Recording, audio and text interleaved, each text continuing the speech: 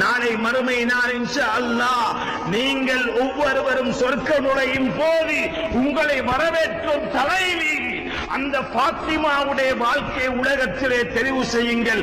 வேறு எவருடைய வாழ்க்கையும் வேண்டாம் உங்களுக்கு. படியுங்கள் பாத்திமா ரலியல்லாஹு அன்ஹா வாழ்க்கை. ஏழையாக வாழ்ந்தார்கள், எளிமையான வாழ்க்கையை வாழ்ந்தார்கள். சதக்கு அள்ளி கொடுப்பார்கள் தனக்கில்லை என்றால். பிள்ளைக்கு நோய், அந்த நோய்க்காக வேண்டி நோன்பு பிடித்தார்கள்.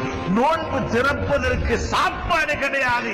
இருந்த ரொட்டியையும் எடுத்து ஏழைகள் மிஸ்கீன்களுக்கும் எத்தீம்களுக்கும் அந்த சிறை கைதிக்கும் கொடுத்தாங்க. அல்லாஹ் வசனத்தை இறக்கி புகழ்ந்தானே அவர்களை. அப்படி வாழ்ந்தவங்க பாத்திமா. அலி ரலியல்லாஹு அவங்களுக்கு கூட சில நேரம் பாத்திமா ரலியல்லாஹு அன்ஹா வெளியேறி போனாங்கண்டா அவங்களால கூட அடையாளம் காணையில அடி இது ஏந்த பொண்டாட்டியா, இது ஏந்த மனைவியாண்ட அடையாளம் காணையில அலி ரலியல்லாஹு அவங்களுக்கு. அப்ப பாருங்க எப்படி போயிருப்ப.